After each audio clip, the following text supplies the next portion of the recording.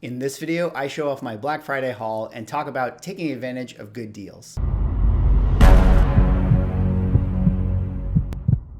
Ladies and gentlemen, welcome back to another video with Swaggle Haas. I hope you all had an amazing Thanksgiving weekend. I know that I did. It was very busy for me. A lot of family, a lot of eating, and a lot of comic book hunting because I was able to go out and take advantage of some of those sweet Black Friday sales, which of course is the reason that we're in this video here today. I spent about $200, maybe it was a little bit more, $210 or so, and I picked up 21 books here. So $10 per book on an average, so to speak. But I think that I came away like a bandit. I feel like I got some incredible deals. But before I get into the haul, if you guys could drop me a like or a comment or subscribe if you're enjoying the content, help support the channel, do one of those things. But now let's get into the fun stuff and let's go through the books because I got some good ones here.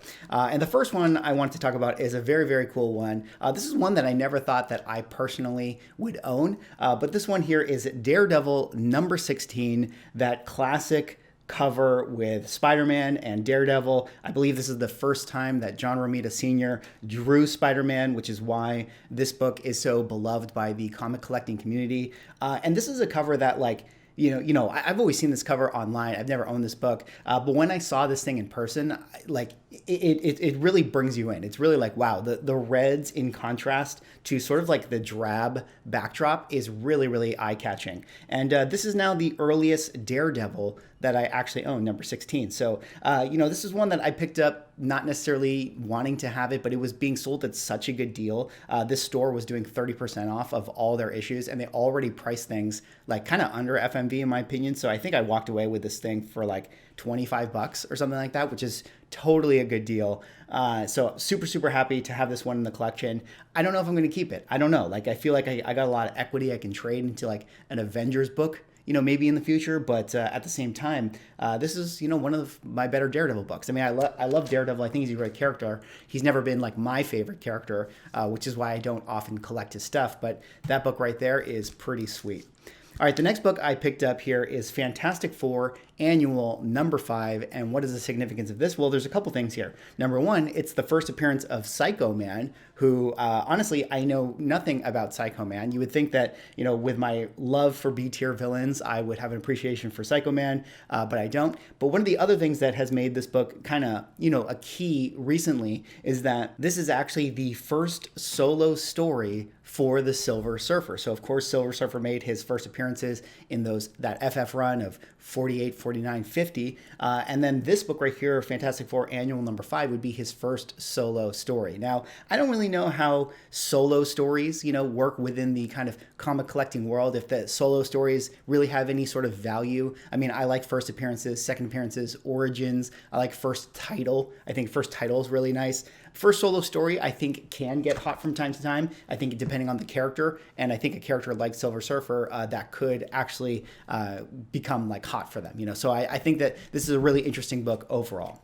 All right, the next book I got here was me, obviously, in the Fantastic Four section, and this is one that I've been wanting to have for quite a while. This one is Fantastic Four number 120, first appearance of Airwalker. Now, Airwalker, for those who don't know, is one of the heralds of Galactus. I would say he's one of the, main iconic heralds, although he didn't really serve as being a herald for that long. In fact, he made his first appearance in this issue right here, and I think it was only a couple of issues later where he actually died. But then they would actually resurrect him in the Silver Surfer run, the one from volume number 3, and they sort of bring him back into the fold. And I don't actually know if he's ever become the herald again. In fact, I don't actually know if he's alive in current Marvel continuity, but I do know that this is a hot book as far as like people who love collecting heralds for Galactus. This is a great one, and this is one that's been really exploding recently. So I'm really happy I found this one. I guess with the sale would have been around $15 or so, so not too bad if you ask me. All right, this next book is a book that I've talked about many times on the channel, but I will pick this thing up every time I see it being sold at a good deal. And this one is X Factor number 6, first appearance of Apocalypse. Now, to me, I feel like this is the most affordable blue chip first appearance that you can get for any character that there is in Marvel comic books. I mean, when you think about, the top tier superheroes and supervillains that exist within Marvel, and you think about like what's the cheapest book that you could get to own one of those first appearances, I actually think it's got to be this one right here, Apocalypse. I mean, I feel like Apocalypse is a top 10 Marvel super villain, and I feel like his book right here is so affordable, which is really crazy to me. I mean, I realize this is a book that came out in the 80s. There's probably a lot of copies out there that exist. The brand of Apocalypse was severely hurt with the Fox films, but again, this is a book that I think we'll see a peak at some point in the future. I think if we get Apocalypse in the MCU, this is going to be one of those books that 5 years from now, 10 years from now, we're all going to be thinking about how, I can't believe those books were being sold at $50 at one point. So I really love this book. I'm willing to pick it up every single time I come across it. All right, the next book I got here is one where, again, me just sort of taking advantage of deals because I want to have equity and trade assets to get other books that I want for myself later on in the future. But this one I got is Werewolf by Night, number 15. And what is the significance of this? Well, I believe this is the first battle of Dracula and Werewolf by Night. And I believe this is also the origin of Werewolf by Night. Now, I think Werewolf by Night might have had a slight origin in his first appearance book, but I think that this is kind of known as being the origin, meaning like they kind of dig into his character and where it comes from, etc. So I think that this is a really, really good spec book overall. I think once we get Werewolf by Night in the MCU, which basically has already been confirmed at this point, I think a lot of the stuff from this title is going to get really, really hot. And I feel like this book in particular will be one of those books. I also really just love this cover. I think having, Dracula against Werewolf by Night right there is really, really striking. I love just the aesthetics of it all. So I think that this is a book that even just cover by alone will always be sort of desired in the market. So I was really happy to find this one. It's about a mid-grade, so not super, super high, but considering what I see these things being sold for on eBay and what I got it for, I couldn't say no to it. I couldn't say no to a good deal. All right, the next book I got here is a book that I talked about, when I was talking about sort of B-tier villains, but this is one I had been looking out for, and this is Invincible Iron Man, number 12, first appearance of the Controller. Now, the Controller is sort of like a scientist who was obsessed with the acts of controlling things, but would later become a kind of significant Iron Man villain. And one of the reasons I like this character so much is that we know that we're going to be getting Armor Wars later on in the future. And I have a feeling that a lot of the villains that we're going to see in that show are going to be plucked from this Iron Man run. I mean, I'm thinking characters like Blizzard. I'm thinking characters like Melter or Titanium Man or even Controller. So I really like characters like this. It's a Silver Age book. It's an early Iron Man. It's a beautiful cover. And one of the reasons I was drawn to picking up this particular copy is that it is a pretty high grade overall. I mean, I don't know exactly what it'd be, but I would say like a 7.5 or an 8.0. So I really thought that this would be a good pickup, because people are always going to want to complete their Iron Man runs. People are always going to want to have these early books. And who knows, maybe one day in the future, we're going to get Controller in the MCU.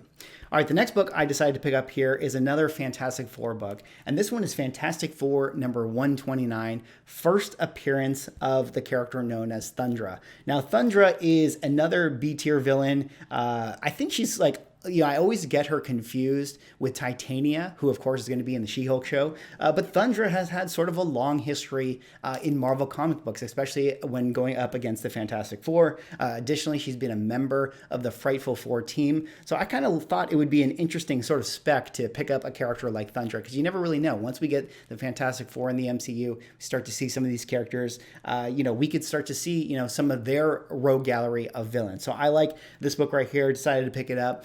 Didn't have it in my collection. So, very, very cool one if you ask me. All right, this next book here, I had to get this one. I've been looking for this one, waiting for the right time to pick it up. But this one right here is Ghostwriter Number 68. This is a book that I talked about in my Ghostwriter Key Comic Spotlight. This is actually considered the origin of Ghostwriter. Now, I know it's not really the origin of Ghostwriter because his origin actually comes in his first appearance. But this is sort of the retold origin that sort of fleshes out all the details. And this is the book that actually connects the idea that Mephisto is the devil character who gave Ghostwriter his power. So, I had to pick this one up. being a Mephisto fan. And, I'm still hopeful. I'm still on Team Mephisto as a character that is going to show up in the MCU. And I really do think that once we get Ghostwriter, I feel like they're going to tie it back to Mephisto in some kind of way. So this, I feel like, is the book where that all takes place. All right, this next book here is one that I picked up totally for Spec. I've been seeing this one all around the interwebs. This is the Heroic Age Avengers #1, written by Brian Michael Bendis. And this, of course, is the first appearance of the son of T'Challa, Black Panther, whose name totally escapes me at this moment, but I'm sure you guys know. I picked this one up just a few dollars, and I know that this is one that has been getting hot. I think it's been confirmed that we're going to get T'Challa's son in the Black Panther 2 film, so a lot of people thinking this might have some significance. So, hey, I like picking up books like this. All right, this next book here I'm going to talk about sort of in tandem with these other three. In fact, let me just kind of pull these three up together. But the first one I want to talk about here is Invincible Iron Man #109, as well as Champions #7 and Champions #8. Now, I've already talked about Champions #8 if you happen to watch all my videos, but let's talk about Invincible Iron Man #109. This, of course, is the first appearance of a character known as Vanguard, who we see right there on the cover. And then Champions #7 is the first appearance of a character known as Darkstar, who we also see up here on this cover right here. Now, what is the significance of Vanguard? What is the significance of Darkstar? Well, they, of course, are members of the Winter Guard team. Now, I've been going kind of full Pepe Sylvia with my speculation of the Winter Guard, thinking that, we got the Winter Guard sort of semi-introduced in the Black Widow film. We have the current comic book storyline going on in Marvel with the Winter Guard. They have their own sort of limited series. So I'm thinking that characters like Vanguard, characters like Darkstar could eventually show up in the MCU and, play a part alongside, say, David Harbour's Red Guardian and things like that. I think that we might see these characters eventually. This one right here, Champions #8, just in case we need to talk about it, this is the first appearance of the fourth Crimson Dynamo, who is the one that is of that Winter Guard team. So I just decided to pick up his appearance as well. And I really like these books for Spec overall. I mean, I think, I picked them all up for just a few dollars each. And I think that it's really, really possible that we're going to start to explore that sort of Winter Guard universe. I mean, it was announced that David Harbour has a multi-picture deal with Marvel now. So I feel like we will be getting a lot of that backstory, and it's very likely that we will be getting a lot of these characters overall. And speaking of the Winter Guard, I also found myself a copy of Invincible Iron Man #9, first team appearance of the Winter Guard. This is a book that I talked about in my teams to look out for. Again, not to belabor the point, but I do believe that, we're going to see the Winter Guard in the MCU. And I feel like these are books that you can get for pretty cheap, especially if you're finding them on out there in the wild. And I feel like these are all books that, would absolutely go to the moon if we started to see this team come together. Or maybe we got a Winter Guard Disney show, or maybe we got a Winter Guard movie of some kind. But it feels like we're going to explore the Red Guardian David Harbour universe, and it only makes sense that we would have the Winter Guard play a role in that. All right, getting down to the last handful of books, but still a lot of cool stuff to talk about. This next one here I got is Incredible Hulk #254, and this, of course, is the first appearance of the UFOs. Speaking about, villainous teams, the UFOs are one of the Incredible Hulk's kind of rival teams that always go up against him. You know me, I like to pick up books like this. Anytime I get that first appearance of those sort of B-tier villains, I'm always going to pick them up. And the UFOs are a very, very cool one. I think I have a couple copies of this one, but I'm always, looking out for that one anytime I'm flipping through the Incredible Hulk section. Speaking of B-tier villains, this is another one that I didn't actually have yet, but this is Captain America Annual Number 4. And what is the significance of this? Well, I can't remember off the top of my head, but I do know that this is the first appearance of a few members of the Serpent Society. I just can't remember their names. So you know me, I always talk about the Serpent Society. And anytime I can pick up books that have first appearances of their members, I'm always going to do that. So this one right here, Captain America Annual Number 4, I thought it would be worth picking up for that reason. All right, this next book, just kind of rapid fire going through some of these. Invincible Iron Man Annual Number 5. First, Killmonger being resurrected by Madame Slay. I thought that this was an interesting book, especially coming off of the heels of the What If show. This is Amazing Spider-Man number 222. First appearance of Speed Demon. They had the Flash knockoff. He made his appearance, and then eventually he would take up a new mantle in this particular Spider-Man book right here. So I decided to pick it up because I'm kind of interested right now in the Squadron Supreme characters. This next one here is one that I have been looking for, and I've never talked about it on the channel, but if you know some of my specs, you would know why I wanted to get this one. This is Doctor Strange number 6, first appearance of Gaia, who we all know as, Mother Earth, and also the mother of Thor in Marvel comic book continuity, which I know is not that of the MCU. But Gaia is really interesting to me because I'm really interested in the, Chthons and the sets and sort of that Thor Annual 10 that I've talked about and the history of like Earth in the Marvel Universe. Gaia plays a huge role in that. All right, this one is a very cool spec book, one that I think is 100% worth talking about in a spec book video, but you're getting a preview of it here. This one is War Machine number 1, first solo War Machine title. We all know that James Rhodes has his first appearance in that Iron Man run, just as him as the normal character. And then there's the first appearance of War Machine, which is actually still just Tony in it. Then there's the first Rhodey as the War Machine in that West Coast Avengers book. But then this one right here is sort of the first War Machine in title. So in a way, this feels like a really, really good collector book if you love the James Rhodes character. We all know we're getting Armor Wars, as I mentioned earlier in the video, and I feel like this is a book that could get pretty hot later on once we get that show. I absolutely love the aesthetics of this one, the full black and white book right here, which kind of makes me think that this is probably a book that's going to be hard to find in 9.8s because I feel like nobody cared about these things. They're probably all over in dollar bins, but there's probably, they're probably riddled with spine ticks and things like that because of the fact that this is a black and white cover. So I feel like if you can find a high grade of this thing, it is definitely going to be a book that skyrockets in value. All right, two more books here, two more books. This next one here is one that, every time I see this, I always think that this is going to be like a huge key, but it's not really, but I guess it kind of is. But this is X-Men Annual number 1. First appearance of, I don't think there's first appearance of anything. I think this is the origin of the Stranger. It's not the first time that the X-Men and the Avengers meet, but this is the first annual in the X-Men title. And I found this one for $5. So I figured, hey, Silver Age book, why not get it for $5? But I do really think it's interesting because I feel like annuals typically have a lot of good speculative value in them.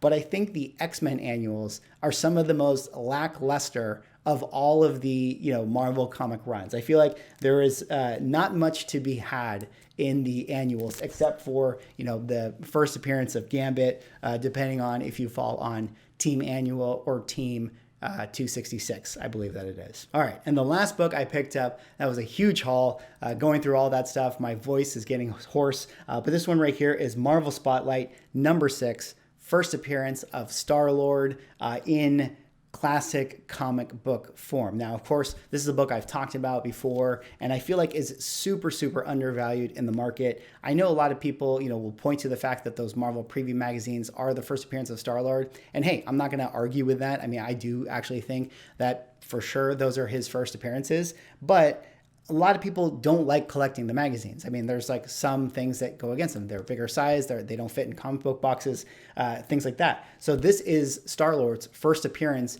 in Marvel Comics, and I think that this is pretty undervalued. And I think it's undervalued because of the fact that people know that the magazines are his first appearance.